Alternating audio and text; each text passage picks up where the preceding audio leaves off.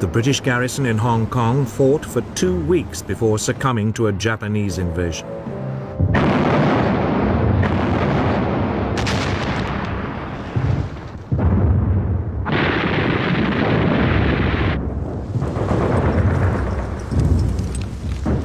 In the Philippines, America fared no better.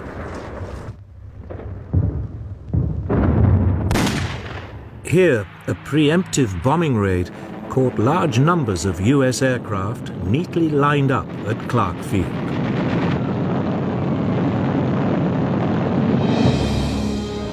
Most were destroyed.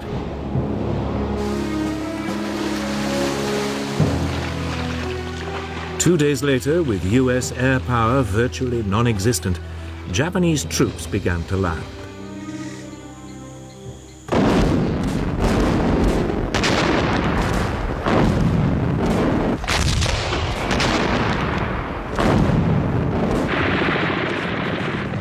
The local Philippine troops melted away.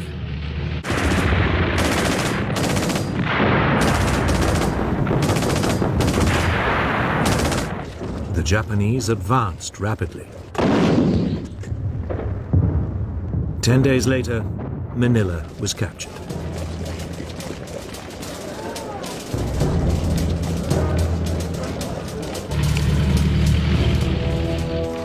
The US soldiers were forced to withdraw to the Bataan Peninsula.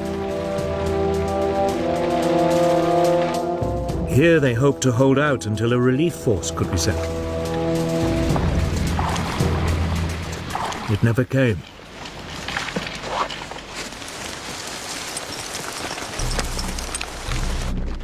On April 3rd, 1942, Japanese troops launched a major assault on US positions.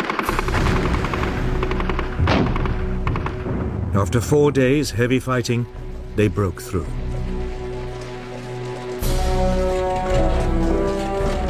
The Americans surrendered 2 days later.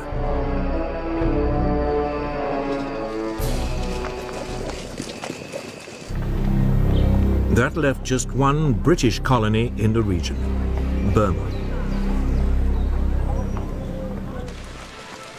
In early 1942, Japanese forces pushed into the south of the country. The British defenses had been utterly neglected. There were only some 15,000 men defending the country.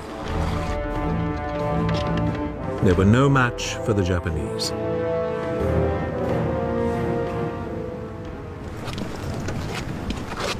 The Allied troops mounted a brief but doomed resistance.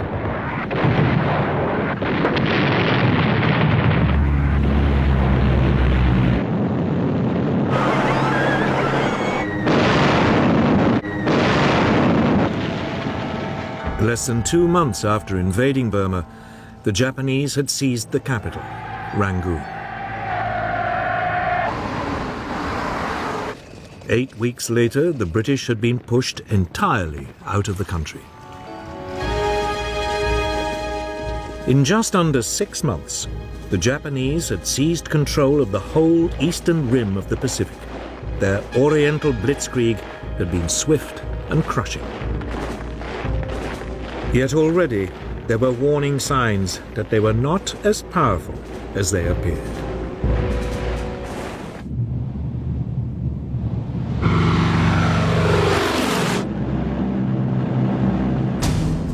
On April 18, 1942, 4 months after Pearl Harbor, America struck back at the Japanese.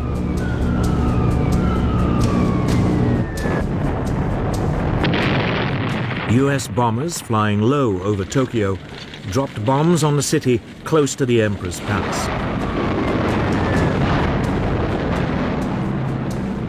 Others struck Yokohama, Kobe, and Nagoya. The raid, authorized by President Roosevelt himself, was daring in the extreme.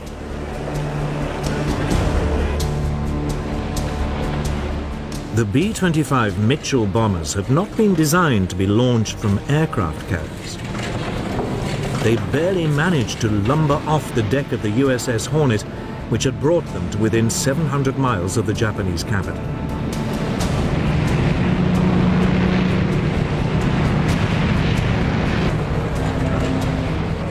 But that didn't diminish their effectiveness in the air.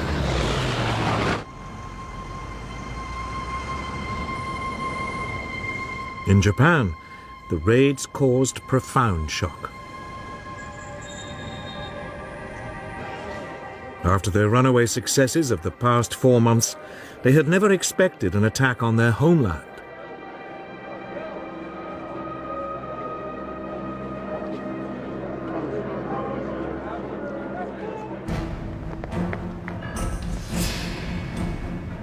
Japan's military planners now decided to extend the country's defenses. If they could seize additional strategic outposts in the Pacific, they could attack and destroy Allied forces before they even came close to the homeland.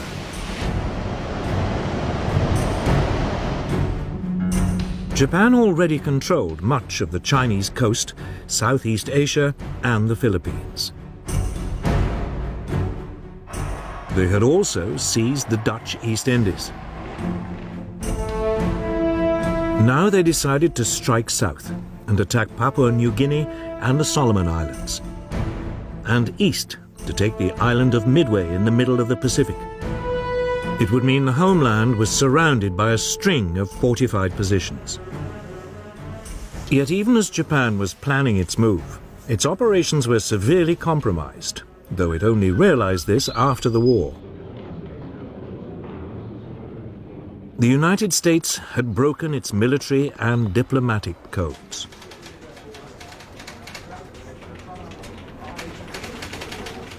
By spring 1942, the US Navy's code-breaking team in Hawaii was reading enough messages to give it a remarkably accurate insight into Japan's intentions. So it was that the US Commander-in-Chief in the region, Admiral Chester Nimitz, learnt the details and timing of Japan's planned invasions of the Solomon Islands and Papua New Guinea. If successful, they would cut off Australia from her allies.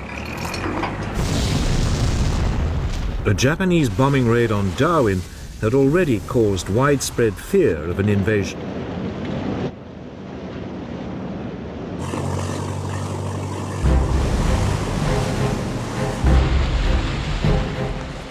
In early May 1942, the Japanese plan to widen its defensive perimeter was launched. They seized the Solomon Islands.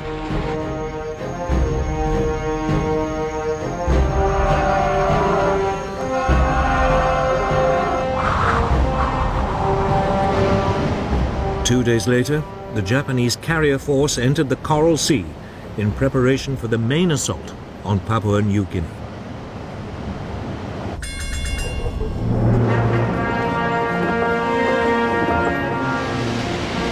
But this time, the Americans had anticipated them. Admiral Nimitz had ordered 2 US aircraft carriers and a number of smaller warships into the area.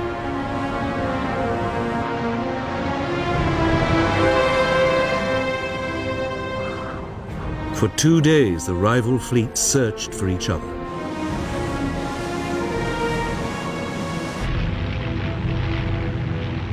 Then, on May the 7th, US aircraft located and sank the Japanese carrier Shoho.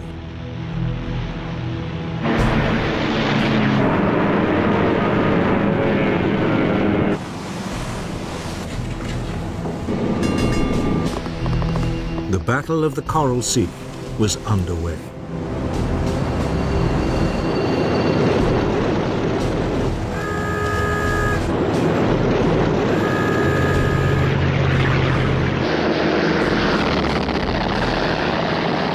Early the following day, the Japanese responded, unleashing a hail of torpedoes and bombs.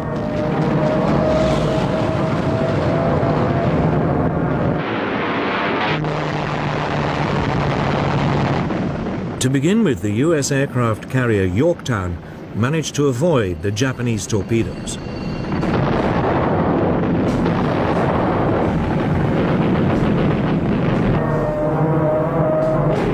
But then she took a bomb which penetrated 4 decks before exploding.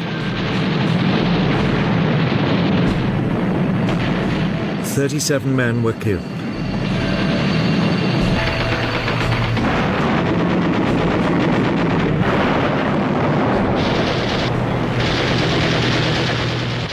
The larger and less maneuverable carrier Lexington was also hit by several bombs as well as 2 torpedoes.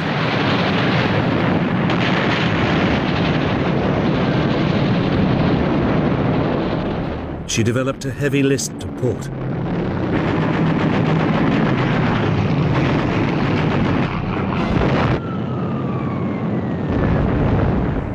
The Americans returned fire, attacking the Japanese carrier Shokaku.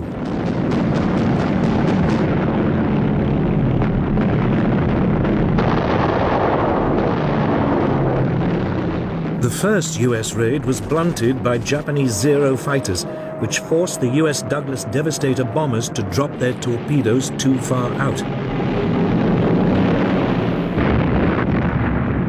All the torpedoes missed.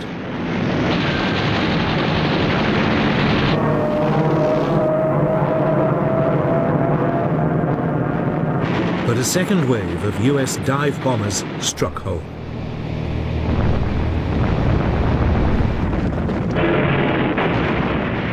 The Shokaku's deck was so badly damaged, she could no longer be used by aircraft.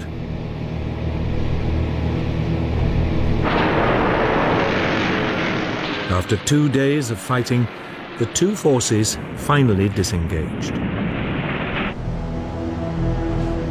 That evening, the Lexington, still afloat, suddenly erupted in a huge explosion.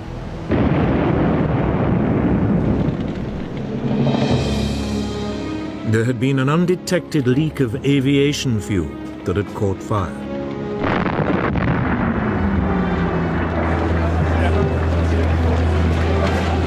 Amazingly, all but 215 of the nearly 3,000 men on board were rescued. Later that evening, an American torpedo scuttled the burning hull.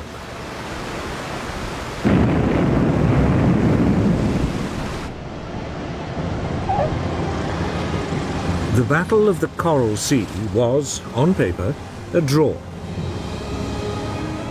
Each side had lost 1 carrier and had another severely damaged. Strategically, however, it was a major US success.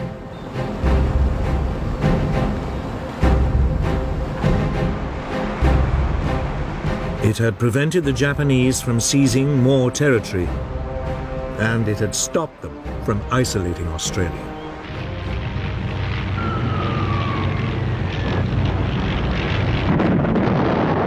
The Battle of the Coral Sea marked a new era in naval tactics.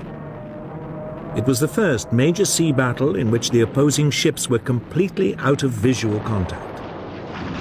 It was fought, instead, by aircraft flying from carriers.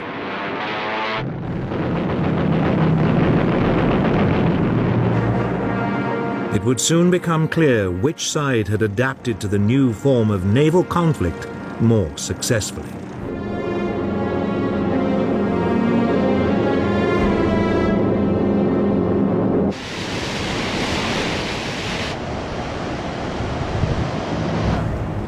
By the late spring of 1942, Japan and America were deadlocked.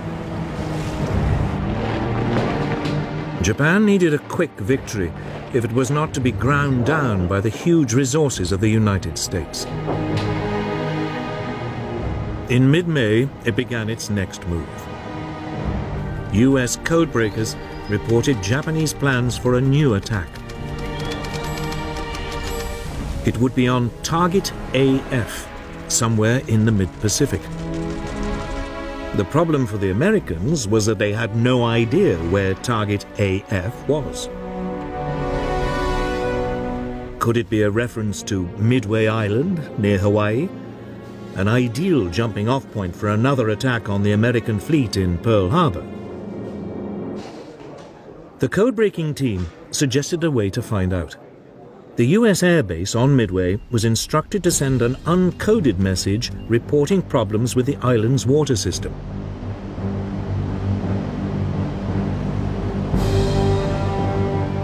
Almost immediately, the code breakers intercepted a Japanese signal that Target AF was having water supply problems. Admiral Chester Nimitz now knew exactly where the enemy would strike.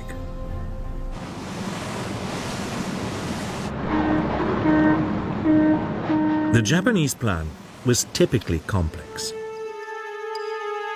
A diversionary attack on the Aleutian Islands in the North Pacific would draw away part of the US fleet, while Midway was seized by an occupation force. The Americans would be obliged to hurriedly commit their carrier force to retaking the island. There they would be annihilated by a huge Japanese naval presence, including 4 large aircraft carriers. It was the second Japanese attempt to wipe out the US Navy in the Pacific within a year.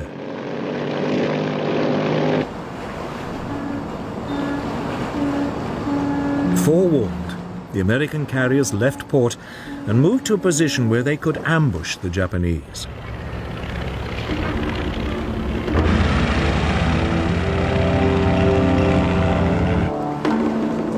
On June 3, 1942, Japanese forces launched the expected attack on the Aleutian Islands.